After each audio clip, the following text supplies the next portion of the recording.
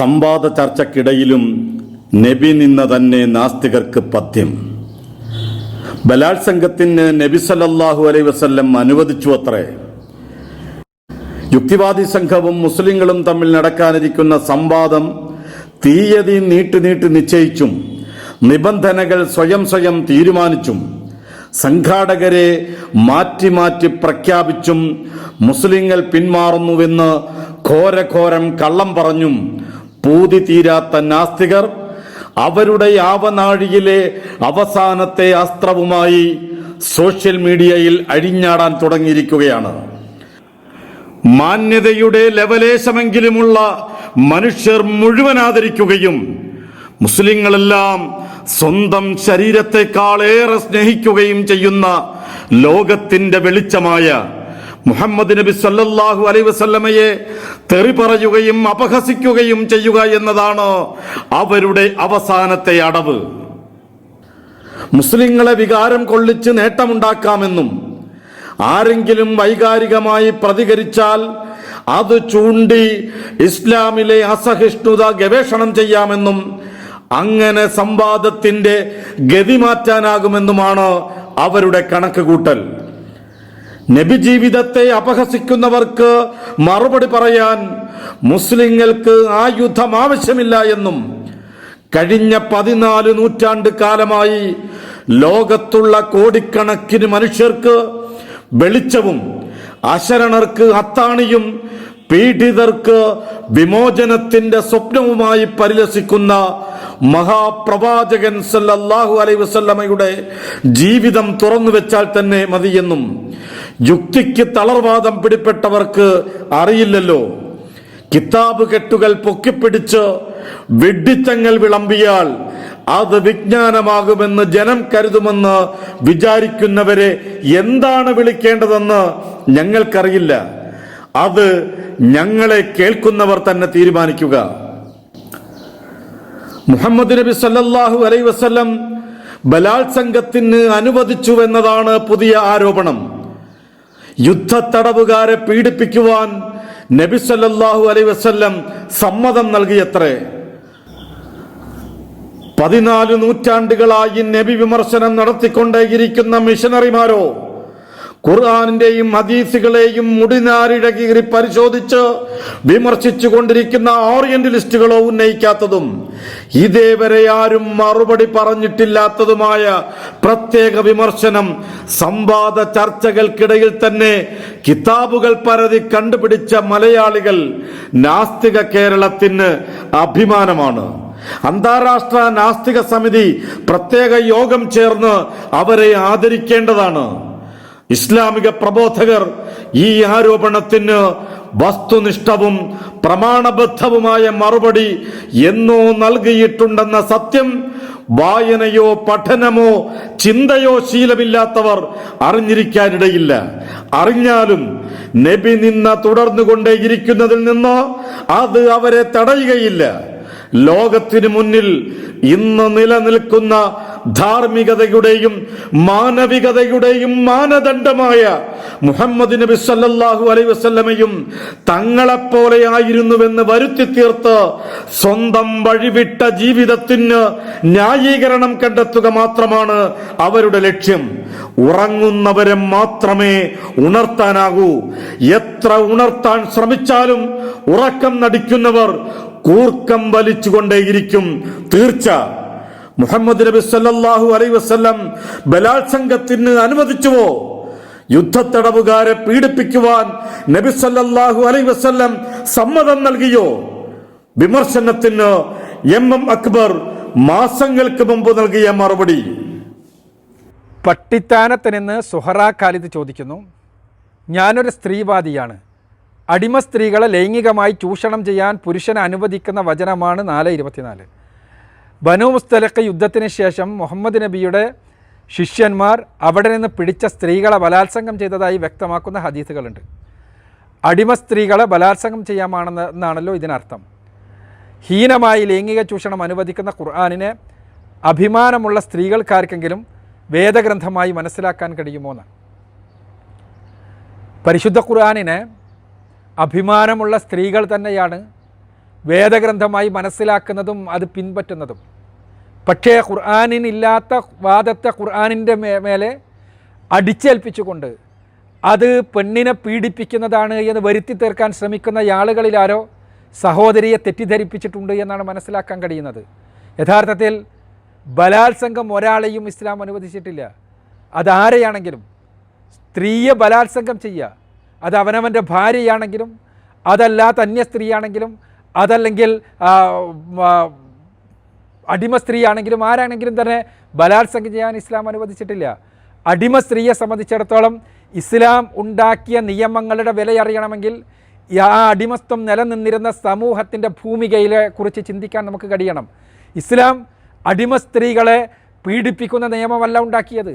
അന്ന് നിലനിൽക്കുന്ന നിയമങ്ങളിൽ അടിമ സ്ത്രീകൾക്കടക്കം എല്ലാ അടിമകൾക്കും ഇസ്ലാം വലിയ സ്വാതന്ത്ര്യത്തിൻ്റെ വാതായനം തുറന്നു വെക്കുകയും അവിടെയെല്ലാം സംസ്കരിച്ചുകൊണ്ട് അവർക്കുള്ള പ്രയാസങ്ങൾ ഇല്ലാതെയാക്കുകയാണ് ചെയ്തത്. അതല്ലാതെ അടിമ സ്ത്രീകളെ പീഡിപ്പിക്കുന്ന ഒരു നിയമവും ഇസ്ലാം ഉണ്ടാക്കിയിട്ടില്ല. നിലവിലുള്ള സാഹചര്യത്തെ പഠിക്കണം നമ്മൾ. ആ സാഹചര്യത്തിൽ ഇസ്ലാമിൻ്റെ സംസ്കരണം ഉണ്ടാക്കിയത് മനസ്സിലാക്കണം. അപ്പോഴാണ് ആ രംഗത്തെല്ലാം ഇസ്ലാം ചെയ്ത വലിയ സേവനത്തിൻ്റെ വലിയ വിപ്ലവത്തിൻ്റെ വില നമുക്ക് മനസ്സിലാകൂ. യഥാർത്ഥത്തിൽ അടിമത്വം നിലനിൽക്കുന്ന ഒരു സമൂഹത്തിലെ സ്വാഭാവികതയാണ് അടിമസ്ത്രീ.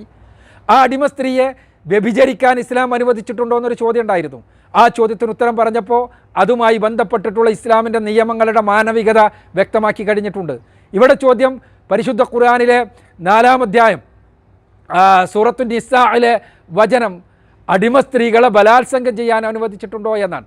യഥാർത്ഥത്തിൽ അടിമ സ്ത്രീകളെ ബലാത്സംഗം ചെയ്യാൻ ഇസ്ലാമിലെ ഒരു നിയമവും അനുവദിച്ചിട്ടില്ല. ഇവിടെ സൂചിപ്പിക്കപ്പെട്ട 24-ാമത്തെ വചനം അതെന്താ പറയുന്നത്? യുദ്ധത്തിൽ പിടിക്കപ്പെടുന്ന സ്ത്രീകളുമായി ബന്ധപ്പെട്ട പരാമർശമാണ്. യുദ്ധത്തിൽ പിടിക്കപ്പെടുന്ന സ്ത്രീകൾ അവർ യുദ്ധത്തിൽ പിടിക്കപ്പെടുന്നതോടുകൂടി അന്നത്തെ സാമൂഹ്യ നിയമം അനുസരിച്ച് സ്വാഭാവികമായും അവരുടെ വിവാഹബന്ധം ഇല്ലാതെയാവുകയാണ്. യുദ്ധത്തിൽ പിടിക്കപ്പെടുകയും അവരെ ഭർത്താക്കന്മാരോ അതല്ലെങ്കിൽ കുടുംബക്കാരോ വന്ന് മോചനമൂല്യം നൽകി വിട്ടയക്കുകയോ ചെയ്യാത്തിടത്തോളം കാലം സ്വാഭാവികമായും അന്നത്തെ യുദ്ധ നിയമപ്രകാരം ആ വിവാഹബന്ധം വേർപെടുകയും അന്നത്തെ യുദ്ധത്തിൽ പിടിക്കപ്പെട്ട ബന്ദികളായി തീരുകയും ആ ബന്ദികളോട് പെരുമാറുന്ന രൂപത്തിൽ അവരോട് പെരുമാറുകയും ചെയ്യാമെന്നുള്ളതാണ് അന്നത്തെ പൊതുവേ നിലനിൽക്കുന്ന യുദ്ധ നിയമം. അന്ന് മാത്രമല്ല, അടിമത്തം നിലനിന്നിരുന്ന ഈ അടുത്ത കാലഘട്ടം വരെ നിലവിലുണ്ടായിരുന്ന അവസ്ഥ ഏതാണ്? ഈ അവസ്ഥയിൽ ഇസ്ലാം വലിയ പരിവർത്തനമാണ് വരുത്തിയത്. ഇസ്ലാമിന് ഏകപക്ഷീയമായി അടിമത്വം നിരോധിക്കാൻ കഴിയില്ല. ഇസ്ലാമിന് ഏകപക്ഷീയമായി യുദ്ധത്തടവുകാരെ പൂർണ്ണമായി വെറുതെ വിടാനും കഴിയില്ല. യുദ്ധത്തടവുണ്ടാകുമ്പോൾ യുദ്ധമുണ്ടാകുമ്പോൾ യുദ്ധത്തടവുകാരായ സ്ത്രീകളുണ്ടാകും. ആ സ്ത്രീകളെ എങ്ങനെ കൈകാര്യം ചെയ്യണം? പ്രവാചകൻ്റെ മാതൃകയുണ്ട്, പ്രവാചകൻ പഠിപ്പിച്ച മാതൃകയുണ്ട്, ഇതെല്ലാമുണ്ട്. റസൂലുള്ളാഹി സ്വല്ലല്ലാഹു അലൈഹി വസല്ലമ ഒന്നിലധികം യുദ്ധത്തിൽ പിടിക്കപ്പെട്ട സ്ത്രീകളെ അവരെ മോചിപ്പിച്ച് വിവാഹം ചെയ്ത് മാതൃക കാണിച്ചത് കാണാൻ കഴിയും. പലപ്പോഴും വിമർശിക്കപ്പെടുന്ന സഫിയ ബിൻതു ഹുയയ്യയുടെ പ്രവാചകൻ്റെ മാതൃക, അവർ ഖൈബർ യുദ്ധത്തിൽ പിടിക്കപ്പെട്ട സ്ത്രീയായിരുന്നു. അവർ ഖൈബർ യുദ്ധത്തിൽ പിടിക്കപ്പെട്ട സ്ത്രീയായിരുന്നു. അവരുടെ പിതാവ് മരണപ്പെട്ടതാണ്, അവരുടെ ഭർത്താവ് മരണപ്പെട്ടതാണ്, ജൂതയായിരുന്നു അവർ പിടിക്കപ്പെട്ടു. അവർ സ്വാഭാവികമായും ജൂത സമൂഹത്തിൽ വലിയ സ്ഥാനം, ജൂത സമൂഹത്തിൻ്റെ നേതാവായിരുന്ന ഹുയയ്യിൻ്റെ മകൾ എന്നുള്ള നിലക്ക് വലിയ സ്ഥാനം സ്വീകരിച്ചിരുന്നയാളായിരുന്നു. അങ്ങനെയുള്ളവർ അവരുടെ മനസ്സിനകത്ത് ഇസ്ലാം ഒളിപ്പിച്ച് വെച്ചയാൾ കൂടിയായിരുന്നു. അങ്ങനെയുള്ള അവരെ മോചിപ്പിച്ചുകൊണ്ട് വിവാഹം ചെയ്യാമെന്ന് പ്രവാചകൻ സല്ലല്ലാഹു അലൈഹി വസല്ലം അവർക്ക് വാഗ്ദാനം നൽകുകയാണ്. അതിന് കാരണമുണ്ട്. അവരുടെ ഉള്ളിലുണ്ടായിരുന്ന ഇസ്ലാമിനെക്കുറിച്ച് പ്രവാചകൻ അറിഞ്ഞിരിക്കണം, നമുക്കറിയില്ല. ഏതായിരുന്നാലും അവരെ വിവാഹം ചെയ്യാനുള്ള വാഗ്ദാനം അവർ സ്വീകരിക്കുന്നു. അതിനുശേഷം വിവാഹം ചെയ്യുന്നു. സ്വാഭാവികമായുള്ള വൈവാഹിക ബന്ധം നടക്കുന്നു. അതേപോലെ തന്നെ ഇവിടെ പറഞ്ഞ ബനൂ മുസ്തലിഹ് യുദ്ധത്തിൽ എന്താ സംഭവിച്ചത്? അവിടുത്തെ ജുവൈരിയ റളിയല്ലാഹു അൻഹ, ജുവൈരിയ ബിൻത് അൽ ഹാരിസ്, അവരെ പ്രവാചകൻ സല്ലല്ലാഹു അലൈഹി വസല്ലം ഇതേപോലെ അടിമയായി പിടിക്കപ്പെട്ടവരായിരുന്നു. അവരെ യഥാർത്ഥത്തിൽ അവരെ മോചിപ്പിച്ചുകൊണ്ട് റസൂലുള്ളാഹി സ്വല്ലല്ലാഹു അലൈഹി വസല്ലം വിവാഹം ചെയ്യുകയാണ് ചെയ്തത്. ഇവിടെ ഒന്നാമത്തെ മാതൃക, അടിമ ഇങ്ങനെ പിടിക്കപ്പെട്ട ആളുകൾ സ്വാഭാവികമായും അന്നത്തെ യുദ്ധനീതി അനുസരിച്ച് അടിമകളായി മാറ്റപ്പെടും. അപ്പോൾ അത്തരം സമയത്ത് അവരെ മോചിപ്പിച്ചുകൊണ്ട് വിവാഹം ചെയ്യുക എന്ന മാതൃക പ്രവാചകൻ പഠിപ്പിച്ചു. അതോടൊപ്പം തന്നെ അന്നത്തെ യുദ്ധ നിയമങ്ങളിൽ നിലനിൽക്കുന്ന തലം നമ്മൾ മനസ്സിലാക്കണം. ആ തലം എന്താണ്? യുദ്ധത്തിൽ പിടിക്കപ്പെടുക. സ്വാഭാവികമായി യുദ്ധത്തിന് പോകുന്ന സ്ത്രീകൾക്കുണ്ടാകുന്നതാണ്. യുദ്ധത്തിൽ പിടിക്കപ്പെട്ട് കഴിഞ്ഞാൽ അവർ നല്ല പുരുഷന്മാരുടെ അടിമകളായി തീരണമെന്നുള്ള നിലക്ക് അവർ അടിഞ്ഞൊരുങ്ങിയിരുന്നു എന്നുള്ള വസ്തുത നമുക്ക് മനസ്സിലാക്കാൻ കഴിയും. ജോൺ മാക്കിൻടോഷും ജെയിംസ് സ്ട്രോങ്ങും കൂടി എഴുതിയ cyclopedia of biblical theological and exegetical literature എന്ന പുസ്തകം നോക്കുക നിങ്ങൾ. ആ പുസ്തകത്തിൽ 1894 രചിക്കപ്പെട്ട പുസ്തകം. ആ പുസ്തകത്തിൽ നമുക്ക് കാണാം ബിബ്ലിക്കലായിട്ടുള്ള കാലഘട്ടത്തിലെ യുദ്ധത്തിന് പോകുന്ന സ്ത്രീകളുടെ അവസ്ഥ. അവർ യുദ്ധത്തിന് പോകുമ്പോൾ അവർ അണിഞ്ഞൊരുങ്ങുമായിരുന്നു, അവർ ബ്യൂട്ടിഫൈ ചെയ്യുമായിരുന്നു. എന്തിനാ? പിടിക്കപ്പെടുന്ന അവർ അഥവാ പിടിക്കപ്പെട്ടാൽ, യുദ്ധത്തിൽ അഥവാ പിടിക്കപ്പെട്ടാൽ നല്ല പുരുഷന്മാർ തന്നെ അവരെ സ്വീകരിക്കണമെന്ന് വിചാരിച്ചുകൊണ്ട്. അതാണ് അന്നത്തെ സ്ത്രീകളുടെ മാനസികാവസ്ഥ. ഇതേപോലെ തന്നെ the fruit of her hands എന്നൊരു പുസ്തകമുണ്ട്. മാത്യു ബി സ്ക്വാഡ്സിൻ്റെ പുസ്തകമാണ്. ഈ പുസ്തകത്തിൽ അദ്ദേഹവും ഇക്കാര്യം പറയുന്നുണ്ട്. അഥവാ അന്ന് യുദ്ധത്തിന് പോകുന്ന സ്ത്രീകളുടെ മാനസികാവസ്ഥ, തങ്ങൾ പിടിക്കപ്പെട്ടാൽ നല്ല പുരുഷന്മാരുടെ കൈകളിൽ പെടണം, അങ്ങനെ അവരുടെ അടിമ സ്ത്രീകളായി അവരുടെ വെപ്പാടികളായി മാറണമെന്ന ആഗ്രഹം. അതന്ന് നിലനിന്നിരുന്ന മാനസികാവസ്ഥയാണ്. ആ മാനസികാവസ്ഥയുള്ള സമൂഹത്തിൽ സ്വാഭാവികമായും പ്രവാചകൻ സല്ലല്ലാഹു അലൈഹി വസല്ലമ പിടിക്കപ്പെട്ട സ്ത്രീകളെ വിവാഹം ചെയ്യാൻ അനുവദിക്കുകയും പ്രോത്സാഹിപ്പിക്കുകയും ചെയ്തു. അതോടൊപ്പം തന്നെ സ്വാഭാവികമായിട്ടും യുദ്ധമുണ്ടാകുമ്പോൾ അങ്ങോട്ടും പിടിക്കപ്പെടുമെന്നുള്ളത് കൊണ്ട് തന്നെ അങ്ങനെ പിടിക്കപ്പെട്ടാൽ പ്രവാചകൻ ആദ്യമായി അവരെ വെറുതെ വിടുന്നതിന്, അതല്ലെങ്കിൽ അവരുടെ ആളുകൾ വന്ന് അവരെ കൊണ്ടുപോകുന്നതിന് പ്രിഫറൻസ് നൽകി. അത് നമുക്ക് കാണാൻ കഴിയും. റസൂലുള്ളാഹി സ്വല്ലല്ലാഹു അലൈഹി വസല്ലം പല യുദ്ധങ്ങളും കഴിഞ്ഞപ്പോൾ യുദ്ധാർജിത സ്വത്ത് വിതരണം ചെയ്യാതെ ദിവസങ്ങളോളം നീണ്ടു നിന്നതായി.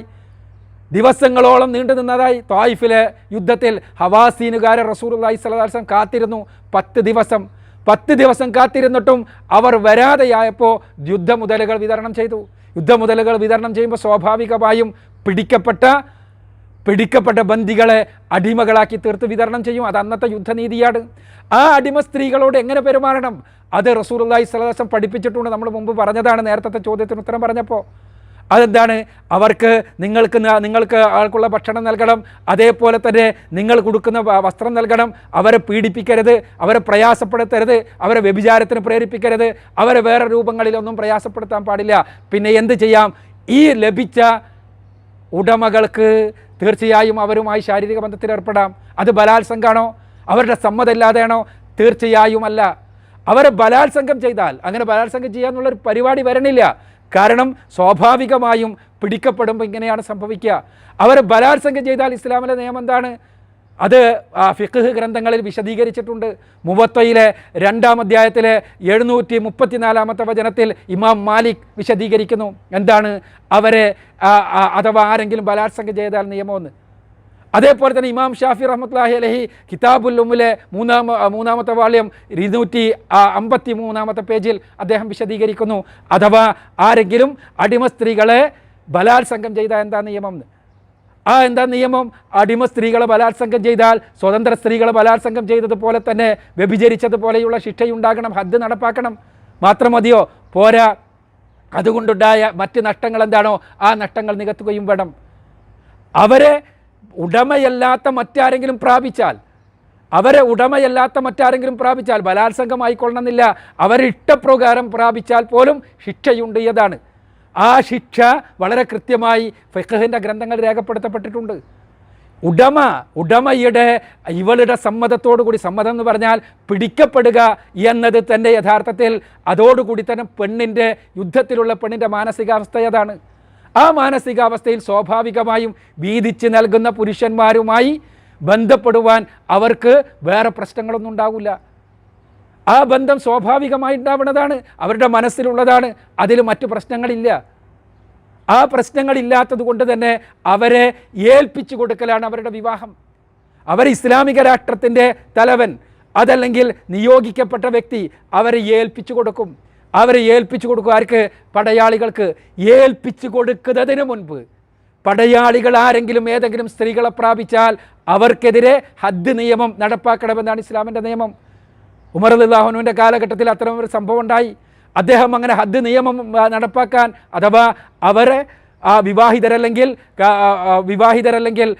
100 അടിയടിക്കാൻ, അതല്ലെങ്കിൽ വിവാഹിതരാണെങ്കിൽ കല്ലെറിഞ്ഞ് കൊല്ലാൻ ഉള്ള നിയമം നടപ്പാക്കാൻ ഉമർ റളിയല്ലാഹു അൻഹു കൽപ്പിച്ചു. പക്ഷേ ആ നിയമം ഉമറിൽ നിന്ന് യുദ്ധം നടന്ന സ്ഥലത്തെത്തിയപ്പോഴേക്ക് ആ വ്യക്തി മരണപ്പെട്ടു പോയിരുന്നു.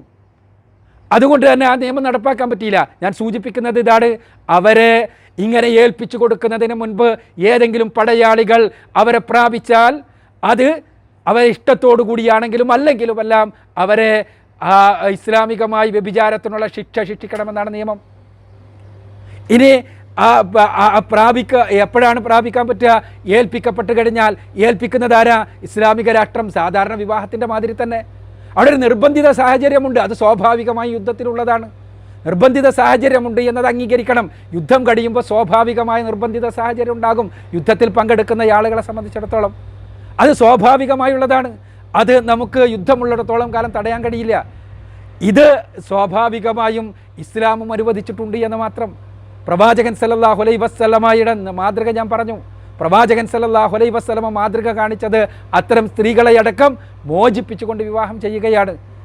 ഇവിടെയാണ് നേരത്തെ പറഞ്ഞ ബനു മുസ്തലിഖ് യുദ്ധവുമായി ബന്ധപ്പെട്ട ഒരു ഹദീസ് ബുഖാരിയിലുള്ള കിതാബുൽ മആസിയിൽ ഇബ്നു മുഹൈറിസ് റളിയല്ലാഹു അൻഹു നിവേദനം ചെയ്ത ഹദീസ്.